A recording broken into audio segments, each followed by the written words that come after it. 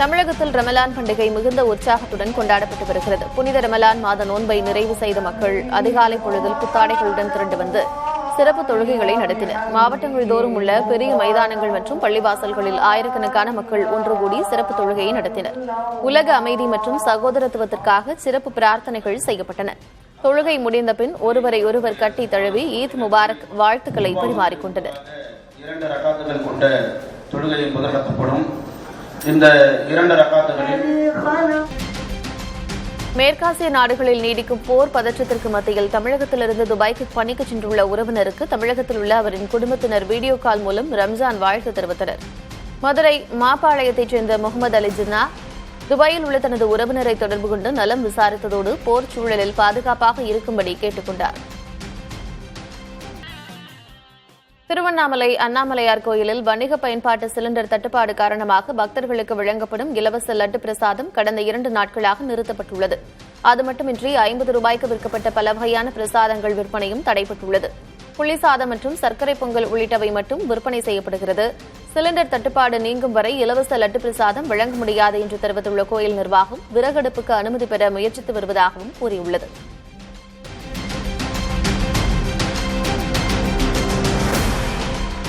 தேனி மாவட்டம் ஆண்டிப்பட்டியில் சமையல் எரிவாயு தட்டுப்பாட்டால் இந்தியன் கேஸ் ஏஜென்சி முன்பாக நூற்றுக்கணக்கான பொதுமக்கள் நாள்தோறும் நீண்ட வரிசையில் காத்திருக்கின்றனர். அதிகாலை 6 மணிக்கே வந்தும் பல மணி நேரம் காத்திருந்து சிலிண்டர் கிடைக்காமல் ஏமாற்றத்துடன் வீடு திரும்புவதாக மக்கள் வேதனை தெரிவிக்கின்றனர். உணவகங்களுக்கு கூடுதல் விலைக்கு சிலிண்டர்கள் விற்கப்படுவதாலேயே தங்களுக்கு விநியோகம் பாதிக்கப்படுவதாக குற்றம் சாட்டும் பொதுமக்கள் நிலைமை சீராகாவிட்டால் ரேஷன் கார்டு மற்றும் கேஸ் புக்கை மாவட்ட ஆட்சியரிடம் ஒப்படைக்கப் போவதாக எச்சரித்துள்ளனர். சிலிண்டர் பதிஞ்சு 1 வாரம் ஆகுது. என்ன இந்த தர அந்த தரேன்னு ஏஜென்சி பதில் சொல்ல மாட்டாங்க. சப்ளை பண்றவரும் பதில் சொல்ல மாட்டாரு. போன் எடுத்தா போன் எடுக்க மாட்டாரு. இவங்க பிளாக்ல விற்கிறாங்க. சிலிண்டர் தட்டுப்பாடாகி விடாம காலையில் 6 மணிக்கு காத்திருந்து சிலிண்டர் கிடைக்கும் பாக்குறோம். தட்டுப்பாடாகிருக்கு. சிலிண்டர் கிடைக்க மாட்டேங்குது. 1 வாரமா அழிஞ்சு எங்கனால எங்க வேலை வாய்ப்பு பூராமே எல்லாமே இதாகுது. வீட்டை சிலிண்டர் இருந்ததையும் சோறாக்க முடியுது.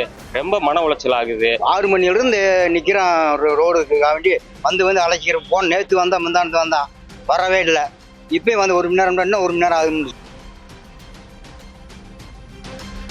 செங்கல்பட்டு மாவட்டம் மதுராந்தகம் மற்றும் செய்யூர் சுற்றுவட்டார கிராமங்களில் நிலவும் சமையல் எரிவாயு தட்டுப்பாட்டால் பொதுமக்கள் மீண்டும் விறகடுப்புக்கு சமையலுக்கு தள்ளப்பட்டிருக்கின்றனர். சிலிண்டர் முன்பதிவு செய்து 15 நாட்கள் கடந்து விநியோகம் செய்யப்படாததால் ஏழை மற்றும் நடுத்தர குடும்பத்தினர் பெரும் சிரமத்திற்கு ஆளாகியுள்ளனர். ஆனால் ஒரே நேரத்தில் அதிகப்படியான முன்பதிவுகள் குவிந்ததே தாமதத்திற்கு காரணம் என்று சிலிண்டர் ஏஜென்சிகள் விளக்கமளித்துள்ளனர். 10 நாளா அது புக் பண்ணி நான் இது வரைக்கும் வரல. பசங்களுக்கு எக்ஸாம் வேறு வந்துச்சு. எப்படியும் சமைக்க முடியல. வெறும் கஷ்டமாக இருக்குது போய் வெட்டின்னு வர்றதுக்கு. அடுப்பத்த வைக்க மெயினாக எதுவும் மண்ணெண்ணையும் எங்களால் யூஸ் பண்ணுறதுக்கு எதுவுமே இல்லை. கேஸ் இல்லாத ரொம்ப கஷ்டமாக இருக்குது. குழந்தைங்களுக்கு வச்சுக்கின்னு இங்கே அடுப்புலையும் சமைக்க முடியல. ரேஷன் கடையிலையும் இப்போ எண்ணெயும் கொடுக்கறதில்ல. அப்புறம் நாங்கள் எப்படி தான் சமைக்கிறது? திருச்சி மாவட்டம் தொட்டியம் மற்றும் அதன் சுற்றுவட்டார பகுதிகளில் வீசிய சூறாவளி காற்றால் சுமார் 1 லட்சம் வாழை மரங்கள் முறிந்து விழுந்து நாசமாயின.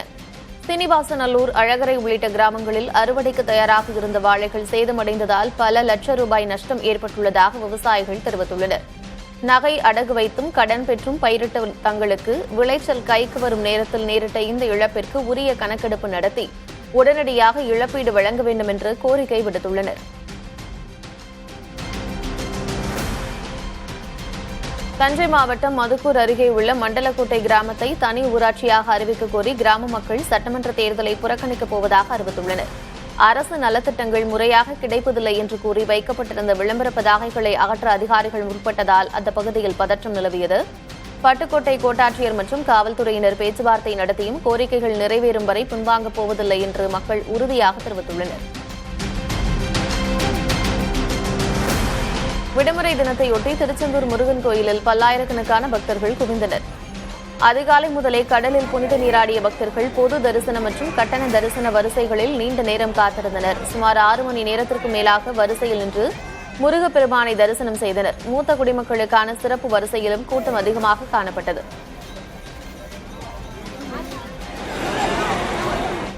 திருச்செந்தூர் முருகன் கோயில் காத்திருப்பு அறையில் பிறந்தநாள் கொண்டாடிய தனியார் பாதுகாப்பு நிறுவன அதிகாரி மற்றும் ஊழியர்கள் 4 பேர் பணியிடை நீக்கம் செய்யப்பட்டுள்ளனர். இது தொடர்பான வீடியோ வைரலான நிலையில் கோயில் நிர்வாகம் நடத்திய விசாரணையில் விதிகளை மீறியது உறுதி செய்யப்பட்டது. இதனையடுத்து சம்பந்தப்பட்ட ஊழியர்களின் ஒருநாள் சம்பளம் ரத்து செய்யப்பட்டதோடு அந்த தனியார் பாதுகாப்பு நிறுவனத்திற்கு 1 லட்சம் ரூபாய் அபராதம் விதித்து கோயில் நிர்வாகம் உத்தரவிட்டுள்ளது.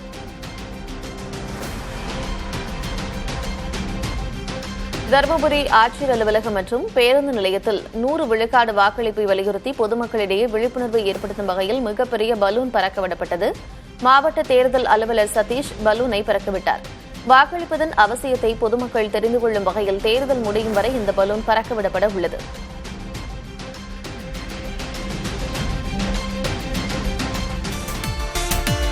சேலம் சூரமங்கலம் அந்தோணிபுரம் பள்ளிவாசலில்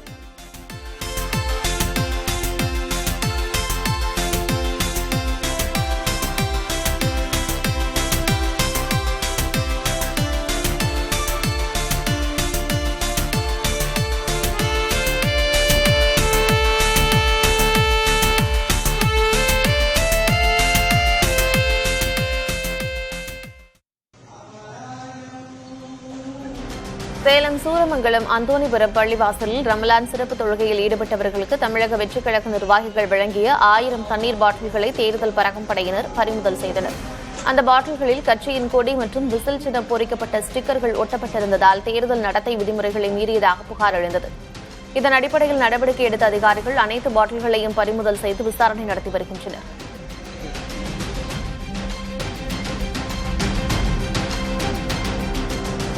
தேனி மாவட்டம் ஆண்டிப்பட்டி அருகே கணேசபுரம், கண்டமனூர், பாலக்கோம்பை உள்ளிட்ட பகுதிகளில் இந்த ஆண்டு கோடை சீசனுக்காக கல்லா மற்றும் காசாரக மாங்காய்கள் அமோக விளைச்சல் கண்டுள்ளன. வழக்கமாக ஒரு மரத்தில் 400 முதல் 500 காய்கள் வரை மட்டுமே காய்க்கும் நிலையில் தற்போது 500 முதல் 650 காய்கள் வரை கொத்து கொத்தாக காய்த்து தொங்குவது விவசாயிகளிடையே மகிழ்ச்சியை ஏற்படுத்தியுள்ளது. கடந்த ஆண்டு விளைச்சல் நன்றாக இருந்தும் உரிய விலை கிடைக்காமல் நஷ்டத்தை சந்தித்த நிலையில் இந்த ஆண்டு நல்ல லாபம் கிடைக்கும் என்ற நம்பிக்கையில் விவசாயிகள் காத்திருக்கின்றனர்.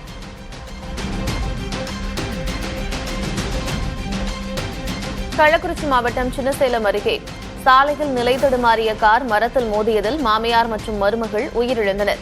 சென்னையிலிருந்து கோவைக்கு சென்றபோது தத்தாதிரிபுரம் அருகே இந்த விபத்து நேரிட்டது. இதில் காரை ஓட்டி வந்த ஐடி ஊழியர் உபாசனாவும் அவருடன் பயணித்த மாமியார் உஷாவும் உயிரிழந்தனர்.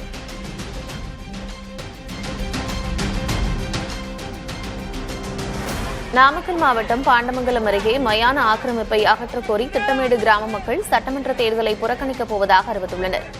நீதிமன்ற உத்தரவு இருந்தும் மாவட்ட நிர்வாகம் நடவடிக்கை எடுக்கவில்லை என்று கூறி வீடுகளில் கருப்பு கொடி ஏந்தி மக்கள் போராட்டத்தில் ஈடுபட்டனர். அரசியல் கட்சியினர் யாரும் ஓட்டு கேட்க ஊருக்குள் வர வேண்டாம் என்று பதாகைகளை வைத்துள்ளனர்.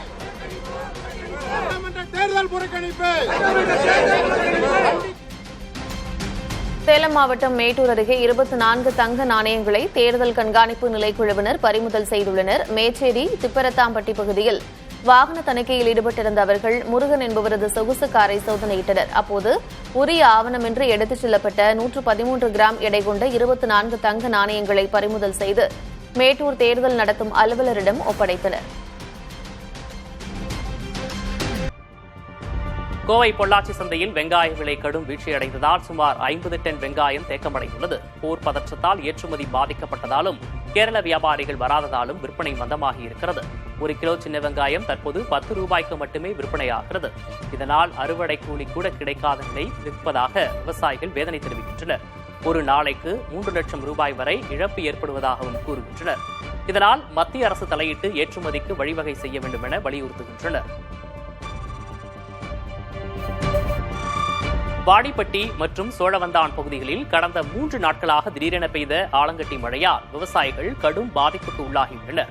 சுமார் 250 ஏக்கருக்கு மேல் அறுவடைக்கு தயாராக இருந்த 2ஆம் போக நெற்பயிர்கள் ஆலங்கட்டி மழையால் முற்றிலும் சேதமடைந்துள்ளன. ஏக்கருக்கு 50,000 ரூபாய் வரை செலவு செய்திருந்த நிலையில் 5,000 ரூபாய் கூட திரும்பப் பெற முடியாத சூழல் ஏற்பட்டுள்ளதாக விவசாயிகள் வேதனை தெரிவிக்கின்றனர். பாதிக்கப்பட்ட பகுதிகளை அரசு அதிகாரிகள் நேரில் பார்வையிட்டு சேத மதிப்பீடு செய்து உரிய நிவாரணம் வழங்க வேண்டும் என்றும் வலியுறுத்துகின்றனர்.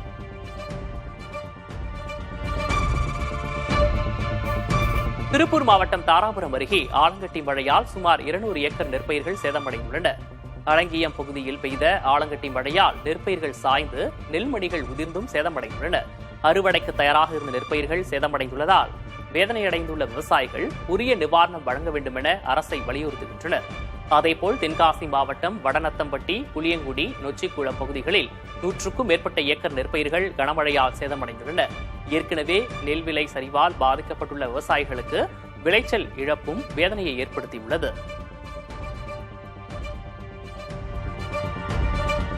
வாணியம்பாடி நகராட்சி அதிகாரிகளை கண்டித்து குப்பை கிடங்கிற்கு பூட்டு போட்டு கிராம மக்கள் போராட்டத்தில் ஈடுபட்டனர். வாணியம்பாடி நகராட்சியில் சேகரிக்கப்படும் குப்பைகள் வளையம்பட்டு பகுதியில் உள்ள நகராட்சி குப்பை கிடங்கில் கொட்டப்படுகின்றன. இந்த கிடங்கில் கடந்த திங்கட்கிழமை தீப்பிடித்த நிலையில் தொடர்ந்து ஆங்காங்கே எரிந்து வருகிறது. இதனால் அதிக அளவில் கரும்புகை வெளியேறுவதால் அவ்வழியே செல்லும் வாகன ஓட்டிகள் கடும் சிரமமடைந்து வருகின்றனர். இந்நிலையில் நகராட்சி அதிகாரிகளை கண்டித்து கிராம மக்கள் போராட்டம் செய்தனர். பின்னர் நகராட்சி அதிகாரிகள் காவல்துறையினரின் பேச்சுவார்த்தையை அடுத்து போராட்டம் விலக்கிக் கொள்ளப்பட்டது.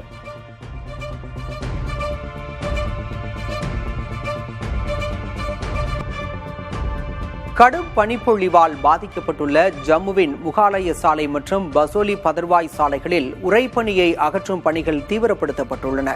குறிப்பாக ப்ராஜெக்ட் சம்பர் குழுவினர் சத்தர்கலா கணவாய் பகுதியில் 6 அடி உயர பனியை அகற்றி போக்குவரத்தை மீண்டும் தொடங்கியுள்ளனர். அதே நேரத்தில் முகாலய சாலையில் பனிச்சரிவு அபாயம் இருப்பதால் அங்கு போர்க்கால அடிப்படையில் பணிகள் நடைபெற்று வருகின்றன.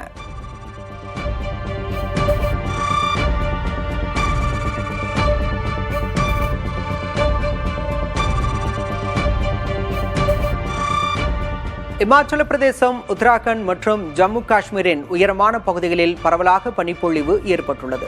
குறிப்பாக குல்மார்க், சோனாமார்க், லாகுல் ஸ்பிதி மற்றும் கேதார்நாத் போன்ற பகுதிகள் பனிப்பொர்வையால் சூழப்பட்டுள்ளதால் சுற்றுலா பயணிகள் அங்கு படையெடுக்க தொடங்கியுள்ளனர்.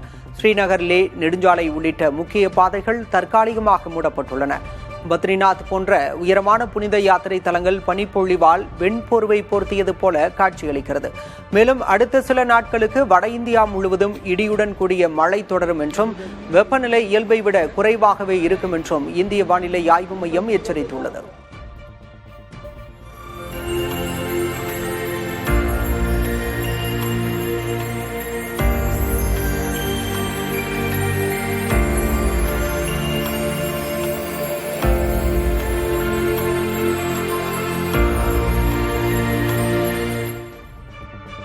வேல்ஸ் மருத்துவக் கல்லூரிக்கு தடையின்மை சான்று வழங்கியதில் முறைகேடு செய்ததாக அதிமுக முன்னாள் அமைச்சர் சி. விஜயபாஸ்கருக்கு எதிராக பதிவு செய்த வழக்கை கைவிடுவதாக லஞ்ச ஒழிப்புத்துறை பரிந்துரை செய்திருப்பதாக தகவல் வெளியாகியுள்ளது. வேல்ஸ் மருத்துவக் கல்லூரிக்கு முறையான கட்டமைப்புகள் இல்லாத போதிலும் தடையில்லா சான்று வழங்கியதாக முன்னாள் அமைச்சர் சி. விஜயபாஸ்கருக்கு எதிராக தமிழக அரசின் லஞ்ச ஒழிப்புத்துறை கடந்த 2022ஆம் ஆண்டு வழக்கு பதிவு செய்தது. மேலும் வேல்ஸ் பல்கலைக்கழகத்தின் வேந்தர் ஐசரி கணேஷ் ஆகியோருக்கு எதிராகவும் வழக்கு பதிவு செய்யப்பட்டது. இப்போது இந்த வழக்குகளை கைவிடுவதாக நீதிமன்றத்தில் லஞ்ச ஒழிப்புத்துறை தெரிவித்திருக்கிறது. போர் பதற்றத்தால் ஏற்பட்டுள்ள சமையல் எரிவாயு தட்டுப்பாடு மற்றும் விலை உயர்வு காரணமாக திருவள்ளூர் மாவட்ட மக்கள் மீண்டும் மண்ணடுப்பு சமையலுக்கு மாறி வருகின்றனர். இதனால் மேலனூர் உள்ளிட்ட பகுதிகளில் மண்ணடுப்பு தயாரிப்பு தொழில் சூடுபிடிப்பதோடு சென்னை மற்றும் காஞ்சிபுரத்திற்கும் இவை விற்பனைக்கு அனுப்பப்படுகின்றன. ஒரு அடுப்பு 80 முதல் 100 ரூபாய் வரை விற்பனையாகும் நிலையில் ஆரோக்கியம் கருதி மக்கள் இதனை ஆர்வத்துடன் வாங்கிச் செல்வதாக உற்பத்தியாளர்கள் கூறுகின்றனர். ஹரியானா மாநிலம் குருகிராமில் சிலிண்டர் பரிமாற்றத்தை எளிதாக்க பாரத் கேஸ் நிறுவனம் புதிய LPG ATM-ஐ அறிமுகப்படுத்தியுள்ளது. இந்த தானியங்கி இயந்திரத்தில் நுகர்வோர் தங்களின் பதிவு செய்யப்பட்ட மொபைல் எண் அல்லது மின்னஞ்சல் முகவரியை பதிவிட்டு பின்னர் பெறப்படும் OTP மூலம் சரிபார்ப்பு முடித்தவுடன் காலி சிலிண்டரை இயந்திரத்தில் வைத்து ஸ்கேன் செய்ய வேண்டும். இதன் பின் கட்டணத்தை செலுத்தினால் இயந்திரத்தின் கீழ் பகுதி திறந்து 10 கிலோ எடை கொண்ட புதிய சிலிண்டர் வழங்கப்படும். இந்த முழு செயல்முறையும் வெறும் 2 முதல் 3 நிமிடங்களில் முடிந்துவிடும் என கூறப்படுகிறது.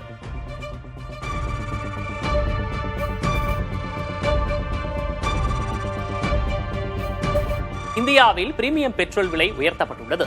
பிரீமியம் பெட்ரோல் விலையில் லிட்டருக்கு 2 ரூபாய் 9 பைசா முதல் 2 ரூபாய் 35 பைசா வரை உயர்த்தி HPCL இந்தியன் ஆயில் நிறுவனங்கள் அறிவித்துள்ளன.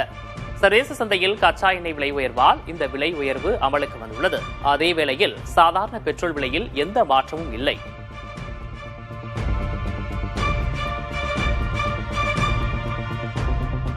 பிரீமியம் பெட்ரோல் விலை உயர்வை தொடர்ந்து தொழில்துறை எரிபொருள் விலையை இந்தியன் ஆயில் நிறுவனம் உயர்த்தியுள்ளது. லிட்டருக்கு 21 ரூபாய் 92 பைசா உயர்த்தப்பட்டுள்ளதால் 1 லிட்டர் தொழில்முறை எரிபொருளின் விலை 87 ரூபாய் 67 பைசாவிலிருந்து 109 ரூபாய் 56 பைசாவாக உயர்ந்துள்ளது. இது தொழில்துறையில் கடும் தாக்கத்தை ஏற்படுத்தும் என எதிர்பார்க்கப்படுகிறது. பிரபல உணவக விநியோக தளமான ஜொமேட்டோ தனது பிளாட்ஃபார்ம் கட்டணத்தில் ₹2.40 உயர்த்தியுள்ளது. இதன் மூலம் அதன் பிளாட்ஃபார்ம் கட்டணம் ₹12.50 ₹14.90 உயர்ந்துள்ளது. இனி வாடிக்கையாளர்கள் ஒவ்வொரு முறை உணவு ஆர்டர் செய்யும் போதும் கூடுதலாக ₹2.40 செலுத்த நேரிடும். சர்வதேச சந்தையில் கச்சா எண்ணெய் விலை உயர்வுக்கு மத்தியில் இந்த கட்டண உயர்வு அமலுக்கு வந்துள்ளது குறிப்பிடத்தக்கது.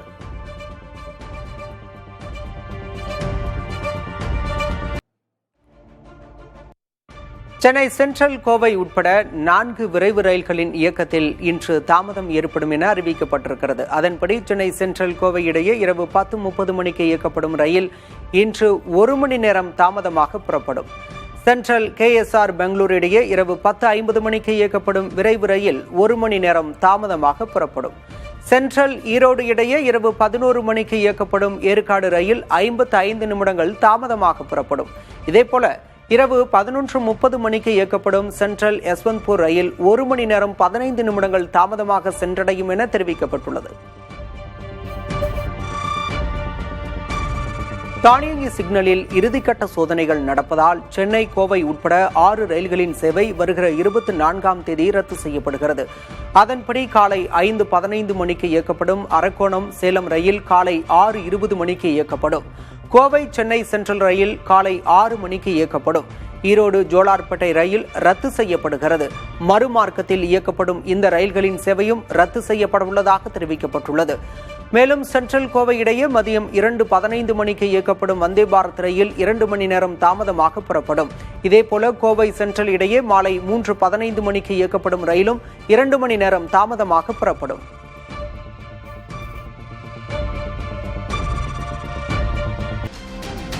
பட்டுக்கோட்டை திருத்துறைப்பூண்டி இடையே 50 கிலோமீட்டர் தொலைவிற்கு மின்மயமாக்கல் பணிகள் நிறைவடைந்ததை அடுத்து அதிவேக மின்சார ரயில் சோதனை ஓட்டம் வெற்றிகரமாக நடைபெற்றது.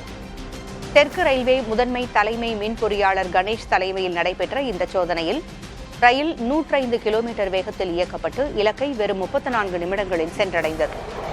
பட்டுக்கோட்டை ரயில் நிலையத்தில் ரயிலுக்கு மாலை அணிவித்து இனிப்புகள் வழங்கி உற்சாகமாக கொண்டாடப்பட்டது.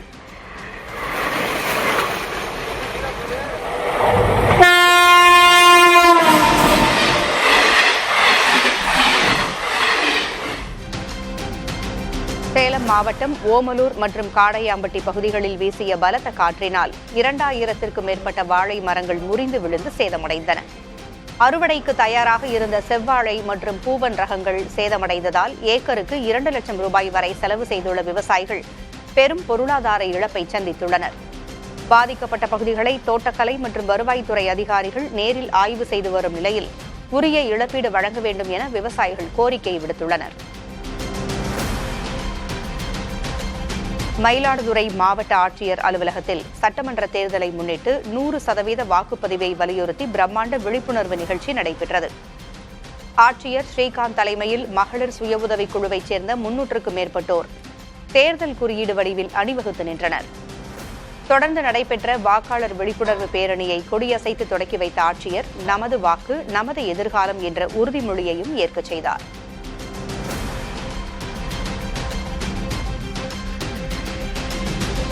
நெல்லை மாவட்டத்தில் பங்குனி உத்தர திருவிழாவை முன்னிட்டு ஏப்ரல் 1ஆம் தேதி உள்ளூர் விடுமுறை அறிவித்து மாவட்ட ஆட்சியர் சுகுமார் உத்தரவிட்டுள்ளார்.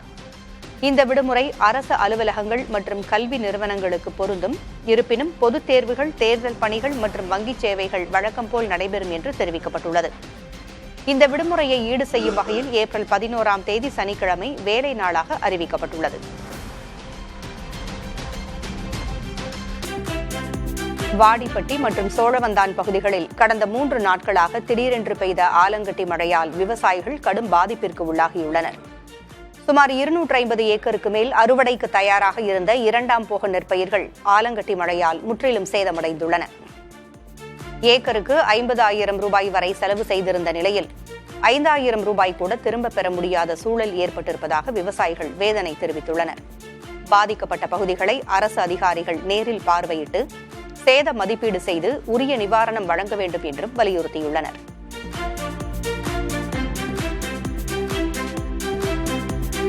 சேலம் மாவட்டம் மேட்டூர் பகுதியில் சூறைக்காற்றுடன் பெய்த கனமழையால் 2000த்திற்கும் மேற்பட்ட வாழை மரங்கள் சேதமடைந்தன.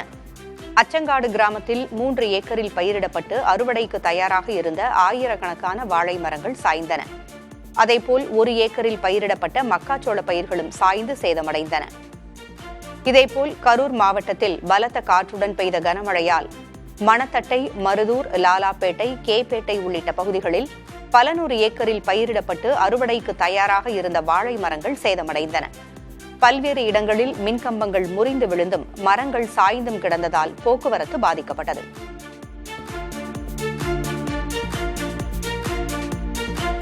திருப்பூர் மாவட்டம் தாராபுரத்திற்கு அருகே ஆலங்கட்டி மழையால் சுமார் 200 ஏக்கர் நெற்பயிர்கள் சேதமடைந்துள்ளன. அலங்கியம் பகுதிகளில் பெய்த ஆலங்கட்டி மழையால் நெற்பயிர்கள் சாய்ந்து நெல்மணிகள் உதிர்ந்தும் சேதமடைந்துள்ளன. அறுவடைக்கு தயாராக இருந்த நெற்பயிர்கள் சேதமடைந்துள்ளதால் வேதனை அடைந்திருக்கும் விவசாயிகள் உரிய நிவாரணம் வழங்க வேண்டும் என்று அரசை வலியுறுத்தியுள்ளனர். அதேபோல தென்காசி மாவட்டம் வடநத்தம்பட்டி, புளியங்குடி, நொச்சிக்குளம் பகுதிகளில் 100க்கும் மேற்பட்ட ஏக்கர் நெற்பயிர்கள் கனமழையால் சேதமடைந்துள்ளன.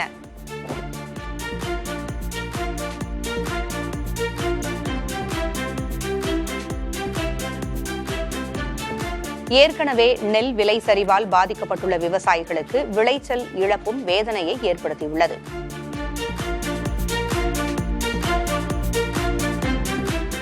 நாகை மாவட்டம் வேதாரண்யம் தாலுகா நெல் கொள்முதல் நிலையங்களில் நெல் மூட்டைகள் சேதமடையும் நிலை ஏற்பட்டிருப்பதாக விவசாயிகள் கவலை தெரிவித்துள்ளனர். தேத்தாக்குடி, கத்திரிப்புலம், காரியாப்பட்டினம் போன்ற திறந்தவெளி நெல் கொள்முதல் நிலையங்களில் நெல் மூட்டைகள் தேக்கமடைந்துள்ளன. ஒவ்வொரு நிலையங்களிலும் 2000 முதல் 5000 மூட்டைகள் தேக்கமடைந்திருப்பதாக தெரிகிறது. தற்போதைய கோடை மழையால் இந்த நெல் மூட்டைகள் சேதமடையக்கூடும் என்று கவலை எழுந்துள்ளது. இதுகுறித்து நாகை நுகர்பொருள் வாணிபக் கழக முதுநிலை மண்டல மேலாளரிடம் கேட்டபோது தேக்கமடைந்த நெல் மூட்டைகளை எடுத்துச் செல்ல கூடுதல் லாரிகள் அனுப்பப்படும் என்றார்.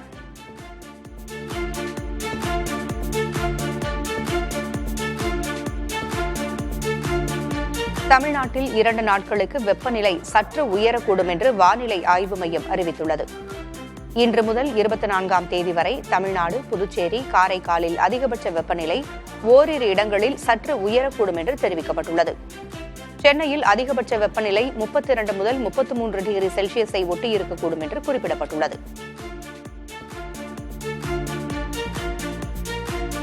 தமிழ்நாட்டில் இன்று முதல் வரும் 26ஆம் தேதி வரை மழை பெய்யக்கூடும் என்று வானிலை ஆய்வு மையம் அறிவித்துள்ளது. மன்னார் வளைகுடா முதல் வடக்கு உள் கர்நாடகா வரை வளிமண்டல கீழ் அடுக்கு சுழற்சி நிலவுவதாக தெரிவிக்கப்பட்டுள்ளது. இந்நிலையில் இன்று முதல் ஒரு வாரத்திற்கு தமிழ்நாட்டின் ஒரு சில இடங்களில் இடி மின்னலோடு மழை பெய்யக்கூடும் என்றும் சென்னையிலும் ஒரு சில இடங்களில் மழை பெய்யும் என்றும் கூறப்பட்டுள்ளது. மற்ற தமிழ்நாடு, புதுச்சேரி மற்றும் காரைக்கால் பகுதிகளில் வறண்ட வானிலை நிலவக்கூடும் என்றும் கூறப்பட்டுள்ளது. ஈரோடு மாவட்டம் கோபிச்செட்டிப்பாளையத்திற்கு அருகே உள்ள குண்டேரிப்பள்ளம் அணையிலிருந்து பாசனத்திற்காக தண்ணீர் திறக்கப்பட்டுள்ளது. இதன் மூலம் 10க்கும் மேற்பட்ட கிராமங்களில் உள்ள சுமார் 2500 ஏக்கர் விளைநிலங்கள் நேரடியாக பாசன வசதி பெறவுள்ளன. மே 24ஆம் தேதி வரையிலான 66 நாட்களில் 42 நாட்கள் தண்ணீர் திறப்பும் 24 நாட்கள் தண்ணீர் நிறுத்தமும் அமலில் இருக்கும் என்று நீர்வளத்துறை சார்பில் தெரிவிக்கப்பட்டுள்ளது. கோடை காலத்தில் பயணிகள் நெரிசலை சமாளிக்க ஹூப்ளி, ராமேஸ்வரம் இடையே சிறப்பு விரைவு ரயில்கள் இயக்கப்படும் என்று அறிவிக்கப்பட்டுள்ளது.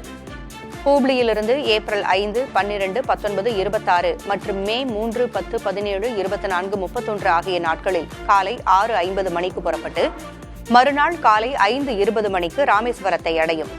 மறுமார்க்கத்தில் ராமேஸ்வரத்திலிருந்து ஏப்ரல் 6, 13, 20, 27 மற்றும் மே 4, 11, 18, 25, ஜூன் 1 ஆகிய நாட்களில் இரவு 8 மணிக்கு ராமேஸ்வரத்திலிருந்து புறப்பட்டு மறுநாள் மாலை 7:40 மணிக்கு ஹூப்ளியை அடையும்.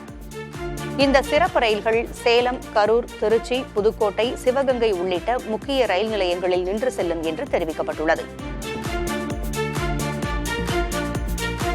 சேலம் அகதிகள் முகாமிலிருந்து 33 வங்கதேசத்தவர் ரயில் மூலம் மேற்கு வங்கம் அழைத்துச் செல்லப்படுகின்றனர். ஆத்தூர் சிறப்பு அகதிகள் முகாமில் 33 வங்கதேசத்தவர் இருந்து வந்தனர்.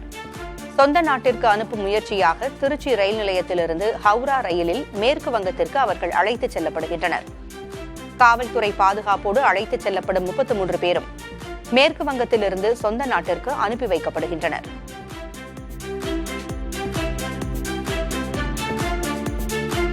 குண்டம் விழாவை ஒட்டி பன்னாரியம்மன் உற்சவர் பரிசலில் பவானி ஆற்றை கடந்தார். இக்கரை தத்தப்பள்ளி கிராமத்தில் வீதி உலா சென்ற அம்மன் பவானி ஆற்றை பரிசல் மூலம் கடந்து அக்கரை தத்தப்பள்ளி கிராமத்தை அடைந்தார். திரளான மக்கள் அம்மன் உற்சவரை வரவேற்று அழைத்துச் சென்றனர்.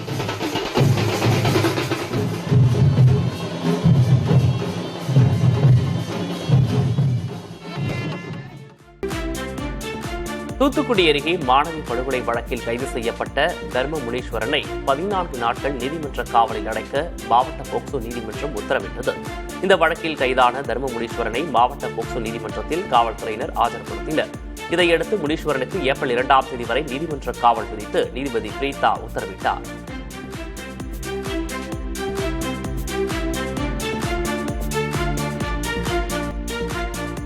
நாமக்கல் மாவட்டம் ராசிபுரம் அருகே தேர்தல் பறக்கும் படையினர் நடத்திய சோதனையில் சுமார் 47 கோடியே 61 லட்சம் ரூபாய் மதிப்பிலான தங்கம் மற்றும் வைர நகைகள் பறிமுதல் செய்யப்பட்டுள்ளன.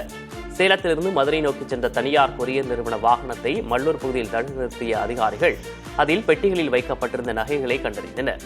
ஆவணங்களில் முரண்பாடு இருந்ததால் அந்த வாகனம் ராசிபுரம் வட்டாட்சியர் அலுவலகத்திற்கு கொண்டு வரப்பட்டது. அங்கு இதுகுறித்து தீவிர விசாரணை நடந்து வருகிறது.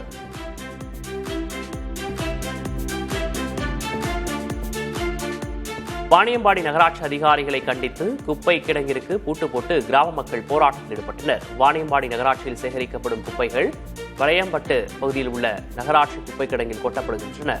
இந்த கிடங்கில் கடந்த திங்கட்கிழமை தீப்பிடித்து எரிந்த நிலையில் தொடர்ந்து ஆங்காங்கே எரிந்து வருகிறது. இதனால் அதிக அளவில் கரும்புகை வெளியேறுவதால் அவ்வழியே செல்லும் வாகன ஓட்டிகள் கடும் சிரமமடைந்து வருகின்றனர். இந்நிலையில் நகராட்சி அதிகாரிகளை கண்டித்து கிராம மக்கள் போராட்டம் செய்தனர். பின்னர் நகராட்சி அதிகாரிகள் காவல்துறையினரின் பேச்சுவார்த்தையை அடுத்து போராட்டம் விலக்கிக் கொள்ளப்பட்டது.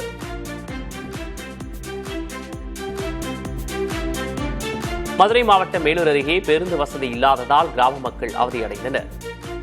கொடுக்கம்பட்டி ஊராட்சிக்குட்பட்ட தச்சம்பட்டி கிராமம் மதுரை மாவட்டத்தின் எல்லைப் பகுதியில் அமைந்திருக்கிறது. இங்கு வசிப்பவர்கள் தங்களின் தேவைகளுக்கு அருகில் உள்ள மேலூர் மற்றும் சிங்கமுனரிக்கு சென்று வருகின்றனர். தச்சம்பட்டிக்கு நேரடி பேருந்து வசதி இல்லாததால் கிராம மக்கள் மற்றும் மாணவ மாணவிகள் 3 கிலோமீட்டர் தூரம் நடந்து சென்று பேருந்தில் ஏறி பயணிக்கும் சூழல் இருக்கிறது. எனவே தச்சம்பட்டிக்கு பேருந்து வசதி செய்து தர கிராம மக்கள் கோரிக்கை விடுக்கின்றனர். இதுகுறித்து போக்குவரத்து துறை அதிகாரிகளிடம் கேட்டபோது பேருந்து வசதி கோரி கிராம மக்கள் மனு அளித்தால் ஆய்வு செய்து நடவடிக்கை எடுப்பதாக தெரிவித்தனர்.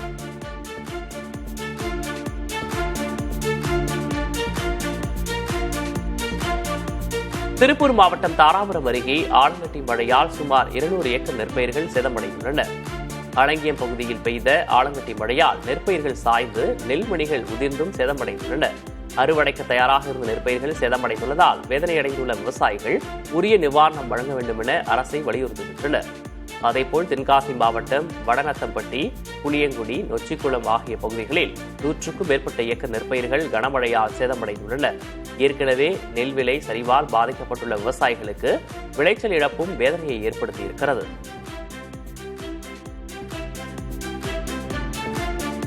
நாகை மாவட்டம் வேதாரண்யம் தாலுகா நெல் கொள்முதல் நிலையங்களில் நெல் மூட்டைகள் சேதமடையும் நிலை ஏற்பட்டிருப்பதாக விவசாயிகள் கவலை தெரிவிக்கின்றனர். தேத்தாக்குடி, கத்திரிப்புளம், கரியாப்பட்டினம் போன்ற திறந்தவெளி நெல் கொள்முதல் நிலையங்களில் நெல் மூட்டைகள் தேக்கமடைந்துள்ளது. ஒவ்வொரு நிலைகளிலும் 2000 முதல் 5000 மூட்டைகள் தேக்கமடைந்திருப்பதாக தெரிகிறது. தற்போதைய கோடை மழையால் இந்த நெல் மூட்டைகள் சேதமடையக்கூடும் என கவலை எழுந்துள்ளது. இதுகுறித்து நாகை நுகர்பொருள் வாணிபக் கழக முதுநிலை மண்டல மேலாளரிடம் கேட்டபோது தேக்கமடைந்த நெல் மூட்டைகளை எடுத்துச் செல்ல கூடுதல் லாரிகள் அனுப்பப்படும் என்றார்.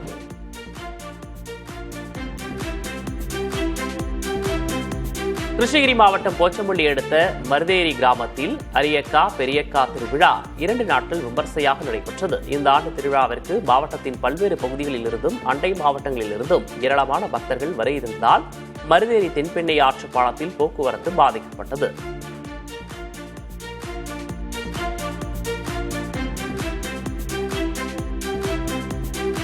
திருப்பத்தூரில் துப்பாக்கி முனையில் இளைஞர் உட்பட 2 பேரை ஆந்திர காவல்துறையினர் கைது செய்தனர். கிருஷ்ணகிரி மாவட்டம் சிங்காரப்பேட்டையைச் சேர்ந்த சின்னம்மா, அவரது மகன் சின்னா ஆகியோர் ஆந்திராவில் பல்வேறு குற்ற சம்பவங்களில் ஈடுபட்டதாக கூறப்படுகிறது. இந்நிலையில் ஆந்திராவிலிருந்து திருப்பத்தூர் வழியாக சிங்காரப்பேட்டைக்கு செல்ல தாய் மற்றும் மகன் காரில் வந்துள்ளனர். அவர்களை ஆந்திர காவல்துறையினர் பின்தொடர்ந்து சென்ற நிலையில் மடக்கி பிடித்து கைது செய்தனர்.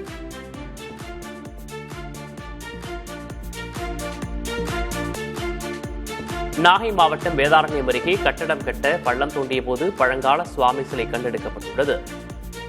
புஷ்பவனம் கிராமத்தில் தொடக்க வேளாண்மை கூட்டுறவு வங்கிக்கு புதிய கட்டடம் கட்ட பள்ளம் தோண்டும் பணி நடைபெற்றது.